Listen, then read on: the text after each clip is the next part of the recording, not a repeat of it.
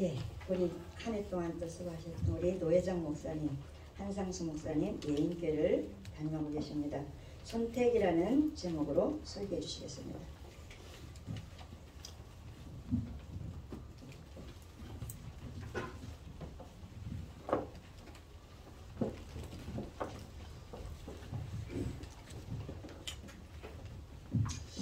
기도하십니다. 선택하신 아버지 하나님, 하나님께서 은혜 주셔서 오늘도 우리에게 꼭 필요한 하나님이 기뻐하시는 축복의 말씀만 생각되고 선포되게 하옵소서. 흑암의 권세 무너지게 도와주시고 성령 충만한 축복의 시간 되게 하옵소서. 예수님의 이름으로 기도드리옵나이다. 아멘. 할렐루야. 반갑습니다. 옆 사람한테 인사하세요. 오늘 하나님의 은혜가 넘칩니다. 아멘. 아브라함이라는 사람의 특징을 우리가 보게 되면 항상 말씀을 쫓아갔던 이런 특징이 있어요. 또 하나의 특징이 있다면 아브라함은 예배 중심의 사람이었어요. 자, 이렇게 인생을 쭉 살아가다 보니까 아브라함이 가장 잘하는 건 결단력입니다. 하나님 말씀이 딱 떨어지면 좌고 우면 하지 않아요. 그냥 말씀대로 쫓아가지고 아주 멋진 사람이지요. 자, 그런데 아브라함은 결단적인 인과 동시에 포기를 할 줄 알아요. 자기가 가진 모든 걸 포기를 하고 기득권을 포기하고 하나님 앞에 새로운 마음을 가지고 출발하는 것을 보게 되겠죠. 포기를 할 줄 안다는 건 버릴 줄 안다는 얘기거든요. 사람이 제일 못해 이겁니다. 저희 집에는 쓰레기가 많아요. 우리 집사람은 안 버려요. 20년 된 것을 새 거예요. 아직도. 왜 그러냐? 결혼한 지 꽤 오래됐거든요. 아직도 그것이 남아있어요. 잔재가. 완전히 저희는 쓰레기장에서 삽니다. 여기는 그런 사람이 없는 모양이네. 버릴 줄 몰라요. 목회에서도 마찬가지고 여러분 가정도 마찬가지고 정말 중요한 것을 갖다 놨는데 중요치 않은 것을 잔뜩 쌓아놓고 그와 같이 보물인 양 10년 20년 우리 가정 속에 딱 자리 잡고 있어요. 아브라함은 그걸 잘 버려요. 이렇게 잘 버리는 사람은 도전도 잘해요. 이게 아브라함의 특징입니다. 또 하나의 아브라함의 특징이 있다면 아브라함은 순종을 잘한다라고 말하지요. 그래서 하나님이 원하신 땅으로 가라. 말없이 갑니다. 그 가나안 땅이었어요. 하나님이 또 말씀하십니다. 독자 이삭을 내게 바쳐라. 아니 그게 100살 때 받은 아들이거든요. 아들 바치려는 거예요. 두말 안 해요. 그 다음날 아침 일찍이 하나님 앞에서 아들 데리고 갑니다. 종들 데리고. 어디요? 아들 잡으려고 가는 거예요. 이 아브라함이라는 사람이 그런가 하면 예배자의 삶을 잘 사는 것을 우리가 보게 되죠. 많은 사람의 영향을 입혔어요. 아브라함의 가정에 있는 사람들이 318명이라는 얘기를 우리는 늘 듣습니다. 그런데 그들이 모두가 다 아브라함이 믿었던 하나님의 믿음, 그것을 모두가 본받게 된 거예요. 아브라함이 붙잡았던 말씀, 아브라함이 들었던 예배, 이 모두가 다 완전히 제자화된 것이 바로 318명입니다. 성경에는요, 두 명의 사람을 여러분이 한번 볼 필요가 있어요. 첫째는 아브라함, 두 번째 롯입니다. 같이 나왔어요.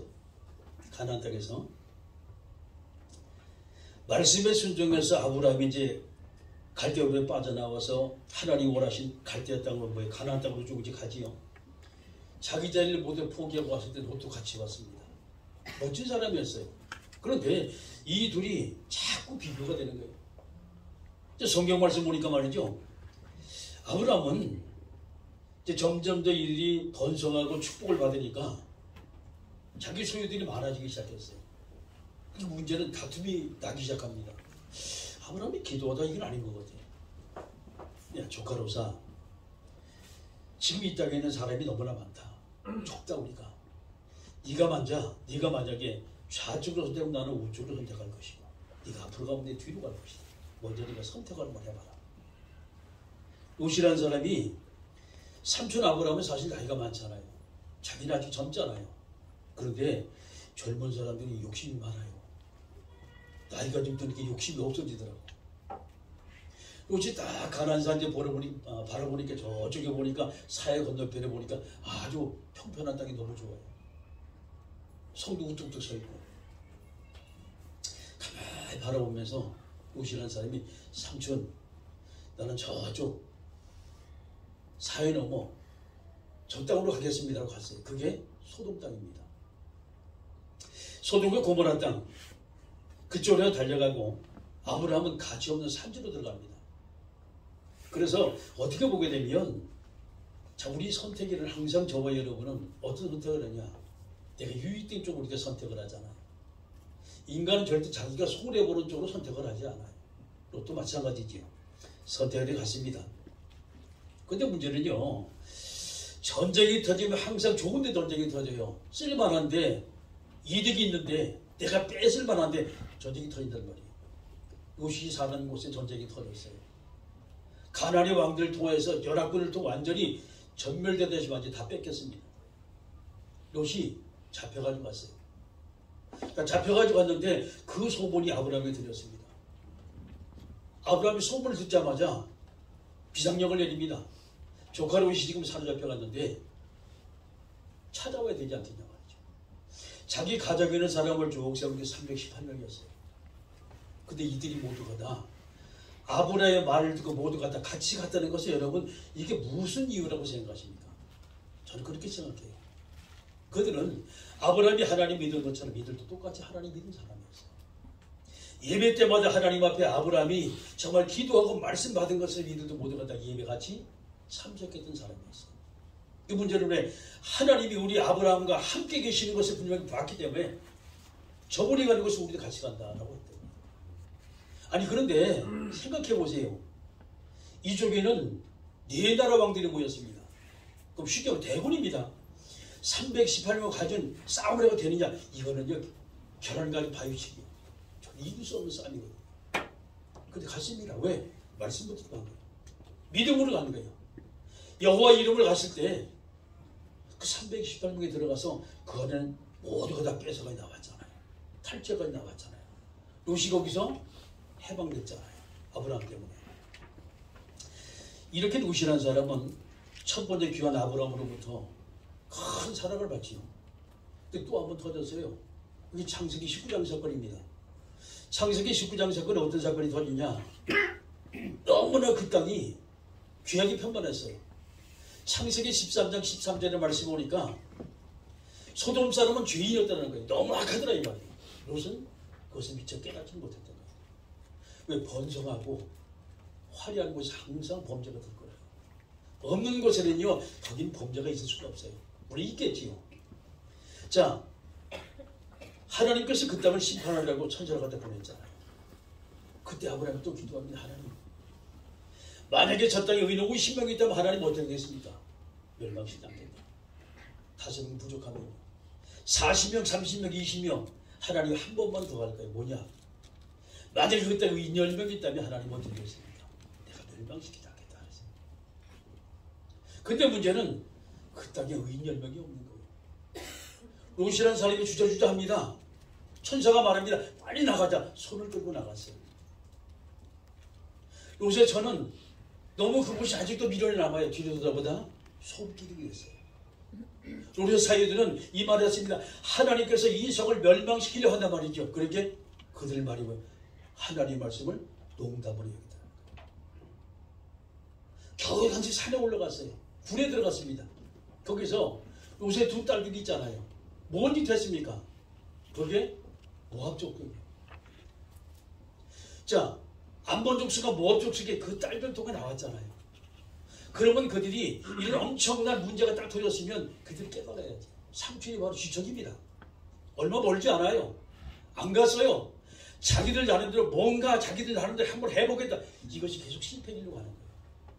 여러분, 우리 믿음의 사람들이 잘 생각을 하셔야 돼요. 우리 주변에는 하나님의 역사가 분명히 있지만 사탄의 역사가 엄청나게 많아요. 근데 문제는 많은 사람이 자기 경험을 가고 자기 뭔가 이걸 자꾸 생각해요. 그 문제는요, 사람이 나보다 더 좋은 사람한테, 믿음이 더 좋은 사람한테, 언약 잡은 사람한테 가서 기대려고 하질 않아요. 내가 뭔가 좀 해보게. 이 영적 교만이 보통 무서운 것이 아닙니다. 끊임없이 지금도요, 암모 족속과 모압 족속이 계속해서 이스라엘 공격했잖아요. 왜? 같은 뿌리입니다. 왜 그랬을까요? 하나님 말씀을 어기고 언약 놓친 사람 다 이렇더라 이 말이에요. 아브라함은요, 하나님 말씀을 가실 때, 말씀을 쫓아가지고 가실 때 참 어려운 많이 되겠잖아요. 그때마다 하나님 그를 축복하시고 살아가시면 쭉 봅니다. 하나님 분명히 그에게 말씀하셨어요. 내 후손이 하늘의 별처럼, 자, 바닷가의 모래처럼 많게 할 것이다. 근데 문제는 그 약속이 10년이 지나도 하나님이 잠잠하신 하나님이에요. 여보게 하나님이 창세기 15장에 말씀하시니까, 하나님, 저 다메섹 사람 엘리에셀이 내 후사가 되길 원합니다고 말했어요. 아니다 그랬어요, 하나님이. 또 인보졌습니다. 자, 사례가 뭔 말했어요? 아니, 도무지 나는 이제 안 되겠다. 내 나이 벌써 75세가 됐다. 그러니까 문제는 내 여종이 있으니까 우리가 다 잠자고 애를 낳으면은 그것이 바로 우리 후사가 될 것이다. 그게 나는 그 이스마엘입니다. 이게 또 얼마나 또 문제가 터질지 몰라요. 여러분, 중동의 모든 전쟁 이스마엘의 후예들이 다 터뜨리는 거예요. 무슬림이 다 터뜨리는 거예요, 지금요. 이삭과 이스마엘의 싸움이잖아요. 왜? 한 번 인본졌으니까 이렇게 엄청난 후손에게 문제가 계속해서 온 거예요. 시간이 한참 지났어요. 하나님이 아니 되는 거예요, 그것도 또. 그러면 그 다음에 바로 주든지 25년이 지났어요. 그때 나온 자녀가 이삭입니다. 근데 이 이삭을 하나님이 하신 어느 날 갑자기 모리아산에 가서 바치라는 거예요. 번제를 바치라는 거예요. 청천벽력 같은 소리잖아요. 못쓰는 그 이삭은요, 하나님의 말씀을 잡고 아들 이삭과 더불어서 종들을 데리고 나무찜을 짊어지고 횃불을 들고 갑니다. 산리길을 갔어요. 사라의 변신할 수는 엄청난 길인데 아브라함은 전혀 요동하지 않았어요. 다 말씀하고 들어갑니다. 마지막에 번제단 밑에서 종들을 내려놓고 아브라함이 같이 올라가잖아요. 자기 아들과 같이. 이삭이 묻습니다. 아버지, 불도 있고 나무도 있고 다 있는데 번제할 어린 양은 어디 있습니까? 아브라함 마음이 과연 어땠을까요? 아브라함이 아무 소리 하지 않고 이삭을 꽁꽁 묶어가지고 곧 삶에 갔다 얹어놔요. 칼을 가지고 잡으려고 하니 하나님이 아브라함아 소리치시면서 하시는 말씀이 손대지 말라 그랬잖아요. 수양을 준비하신 하나님께서 아브라함이 어떻게 말씀을 순종하나 보시려고 하나님이 끝까지 지켜보신 거였어요. 여러분, 우리는요, 포기를 잘해요. 낙심을 잘해요. 하다 보면 이제 틀렸어, 이건 안 돼. 자꾸 우리는 생각을 자꾸 돌이키려고 하잖아요. 하나님은 마지막에 역사하십니다. 막판에 역사하십니다. 할렐루야. 자, 우리 인생이 아직 전부 다 간 것이 아니에요. 아직 창창합니다. 언제 끝날지 몰라요. 이렇게 하나님은요, 이삭을 하나님께 드렸던 아브라함, 그리고 후손에게 하나님 말씀하십니다. 아브라함에게 하나님께 하시면 네가 큰 복을 얻게 될 것이다. 네 씨로 말미암아 바닷가의 모래처럼 어마어마한 사람이 태어나게 될 것이다. 그리고 네 씨가 대적의 물을 얻을 것이다. 이 하나님이 축복하십니다. 자, 그러면서 하나님께서 이제 마지막 쭉 말씀하십니다. 네 씨를 통하여 천하만 민이 복을 받게 될 것이다. 라고 하나님이 약속을 하세요. 시간이 지나면서 말씀은 점점 성취되는 것을 보게 되죠. 저는요, 현실적으로 한번 생각을 한번 해봤습니다. 목회자로서 제가 이제 쭉 이제 하나님 앞에 복음 받고 복음 운동하면서 이제까지 쭉 지나왔어요. 벌써 30년이네요. 달복 만난 지가 30년 전 얘기예요. 92년도에 유 목사님 만났는데 그때 안산에 와서 집회를 하셨어요. 목양교회라고 선부동에 있는 조그만 교회인데 집회를 하실 때 어느 분이 이제 소개를 해요. 같이 갔습니다. 왜? 집회에 참석을 했어요. 뭐 말인지 모르겠어요. 얼마나 사투리가 쓰고 얼마나 말이 많은지 뭔 말인지 모르는데 뭔가 가슴에 와닿는 것은 있어요. 그래서 뭔가 있긴 있는 것 같은데 이해가 안 되는 거예요. 너무 부산 사투리가 너무 세가지고 말이죠. 시간이 지나면서 93년 5월달인가 7월달인가 저쪽 이제 양수리 지방에 집회가 있었고 안산에 또 이제 집회가 있었어요. 그때 바울을 설교라는 교회였어요. 참석하면서 이제 그 이후에 제가 이제 합숙 갔다 오고 팀사역을 쭉 했어요. 그리고 난 다음에 복음이 너무 좋아가지고 그때는요. 오후 예배 끝나면 한 3시 정도 되잖아요. 그 4시에 목사님 몇 분이 와요. 다 이제 개척교육 어려우니까. 저희 교회 앞에서 차를 봉고차 하나 가지고 출발합니다. 뭐 많이 갈 때는 거의 이제 꽉 차고 적게 갈 때는 4명, 5명 이렇게 가요. 가는데 큰 어려운 와중에 가는 거예요. 1년 6개월을 다녔어요. 부산의 핵심을. 어린이는요. 행각전이 되고 눈 비가 오고 미끄러지거든요. 다 끝나서 핵심이. 목사님이 축도에 들으면 눈물을 흘리면서 그 말씀이 우리가 그래도 오긴 왔었구나 말이죠. 근데 그때는 이제 더 빡시게 막 기도합니다. 은혜가 얼마나 넘치지 몰랐어요. 그러고 난 다음에 95년도가 그때 이제 핵심이 서울로 오게 됐습니다. 저쪽에 창대교회라고. 너무 좋아서 이제 부산 안 가도 근데 그때부터요 기도빨이 안 쓰더라고. 그때 너무 간절하게 막 기도했거든요. 가신 분이 같이 포럼하면서 말이죠. 그 시대를 조금씩 지났어요. 시간이 지나면서 점점 더 다락방이 확산이 됩니다. 너무 복음 좋으니까 사람들이 몰려오기 시작했어요. 다락방 전 교단이 막 주의보가 내리기 시작합니다. 위험하다. 가면 안 된다고 해. 성도가 자꾸 빠져나가니까 흡수되니 돼버리니까. 신학원을 다니면서 이제 그때 이제 제가 신학원 일기로 갔어요. 그때는요 만나서 사람 기준이 뭐예요? 너 합숙 몇 개요? 팀사역이 몇 개요? 신학을 몇 개 가지고 사람 기준했거든. 제가 일기입니다. 할 말 있으면 하세요. 그 훈련을 쭉 받으면서 말이죠. 많이 어려움이 왔어요. 그러면서 이제 기존 교인들이 막 수평 이동하고 교회가 위기의식을 딱 느끼니까 다락방이 점점 더 막 핍박을 하기 시작했어요. 근데 그때 당시 이제 우리가 이제 신학원 다니면서 졸업 기준이 2차 해외 팀사역이었어요. 제일 첫 번에 간 곳이 제가 태국에 갔습니다. 나고시타마라는 그 도시에 갔는데 그때 이제 비행기를 타고 왔는데 여기 계시는 우리 이창섭 목사님이 제 옆에 앉았어요. 저도 그때 돈 꽤 많이 가져갔어요. 성도들이 가서 선교를 갔는데 막 돈을 주더라고.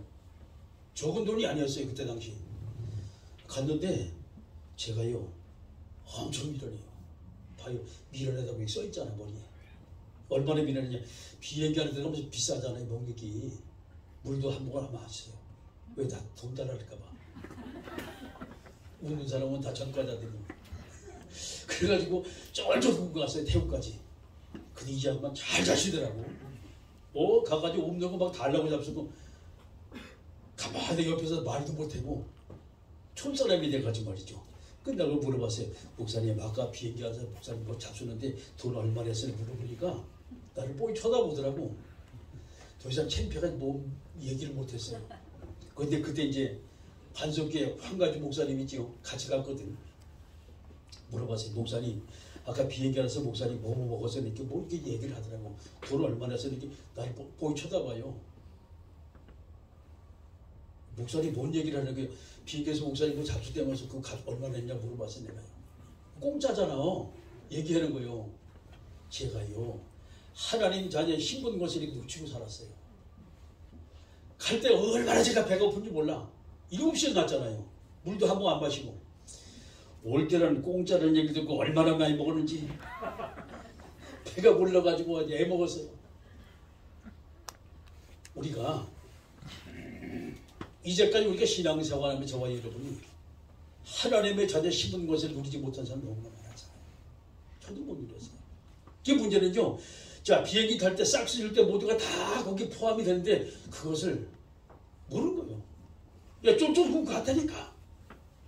올 때는 얼마나 많이 먹을지 몰라요. 근데 가서도요. 하나님이 역사해가지고 막 태국에 대역사가 나타났어요. 자 31명이 갔는데 그때요. 1600명이 영접을 했어요. 가는 데만 막 뒤집어졌어. 완전 현장이. 너무 좋았었는데 우리가 이단 소리 들으면서 교단마다 태풍이 불었어요. 목을 잘리고 나와서 그때 이제 전도총회가 세워지고 이제 이 다락방이 좀 이제 시작이 됐습니다. 30년입니다. 제가 말씀을 이렇게 쭉 주면 한번 돌아봤어요. 너무 복음이 좋아서 아울골짜기 빈들에도 어딘지 가오리다 하는 거였어요. 시간이 한참 지나고 보니까 말이죠. 말씀보다 자꾸 세상으로 기울어지더라고. 복음보다 자꾸 내 욕심이 자꾸 생겨요. 뭔가 하나님 앞에 현장에다 사람 살려야지 하는 것보다 내 아내가 자꾸 눌러지기 시작하는 거예요. 여러분, 1세대 목사님들 벌써 이제 60대, 70대, 80대가 됐어요. 시간 얼마 남지 않았어요. 길지가 않더라고요. 제가 우리 성도들하고 같이 얘기를 했습니다. 앞으로 10년 동안 목회할 것이다. 제가 올해 이제 실순입니다. 요 노예 끝나면 다음 주에 이제 생일이니까 실순여행 가기로 했어요. 가시고 싶으면 같이 오세요. 제가 태워다 드릴 테니까. 가만히 생각하니 하나님 뭐 해본 것이 없는 거예요. 그래서 기도를 하는 중에 10년 동안 하나님께 기도하면서 마지막 내가 사역을 좀 해야겠다라고 생각을 했어요. 성도들한테 앞으로 2030년까지 조그마하지만 교회 하나 세워놓고 지어놓고 나머지 2, 3년 동안 후계자 세워놓고 가겠다라고 얘기를 했어요. 이번에 목회자 수련회 때 목사님이 말씀하셨어요. 주제가 마지막 사역이라는 주제였어요. 준비하라고 말씀하시더라고요. 요즘에 자꾸 이제 목사님이 그 말씀하세요. 앞으로는 금토일 시대가 온다 라고 말씀하세요. 그렇습니다. 정말 저와 여러분이 얼마 남지 않은 시간이거든요. 허비할 시간이 이렇게 없더라고 보니까. 철이 조금 되니까. 우리가 명품 복음 받았잖아요. 그럼 저와 여러분 명품 인생이잖아요. 그러면 명품의 사역을 우리가 해야 될 거 아닙니까? 우리의 모든 삶의 현장 속에 하나님이 기뻐하는 명품의 복음 가지고과 오전 우리 후대에게 정말 그들에게 오직 예수 오직 고리스를 붙을 수 있는 그런 후대로 딱 세우는 것이 저는 마지막 사역이라고 생각을 합니다. 모세가 여호수아에게 언약의 바다를 쭉 당기잖아요. 저희도 마찬가지입니다. 복음 사랑하는 제자, 영혼 사랑하는 제자, 교회 사랑하는 제자, 이런 후계자 하나 딱 세우면 제 사역은 될 것 같아요. 아마 여러분도 마찬가지일 겁니다. 여러분, 결론적으로 선택의 복은 넘치지 않습니다. 길지가 않아요. 그러니까 많지가 않아요. 하나님이 원하시는 하나님의 계획이 무엇일까? 주께서 원하시는 하나님의 절대계획이 무엇일까 말이죠. 이거 붙들고 생각하시면서 유럽교회처럼 투잡, 쓰리잡하는 이런 비굴한 목사 되지 말고 좀 하나님 앞에 완전히 붙들려 맞아요. 쓰임받는 축복된 성도, 선택받은 하나님의 종들, 또 하나님의 교회, 여러분 직장 가정되게 주의하고 축원합니다. 전능하신 아버지 하나님, 하나님께서 우리를 선택하셨습니다. 아브라함을 선택하신 것처럼 하나님께서 우리를 선택하셨습니다. 이제 우리의 모든 삶 속에 하나님의 기뻐하시는 정말 이 땅에 꼭 필요한 하나님의 백성들이 되어지게 축복하여 주옵소서. 예수님의 이름으로 기도드리옵나이다. 아멘.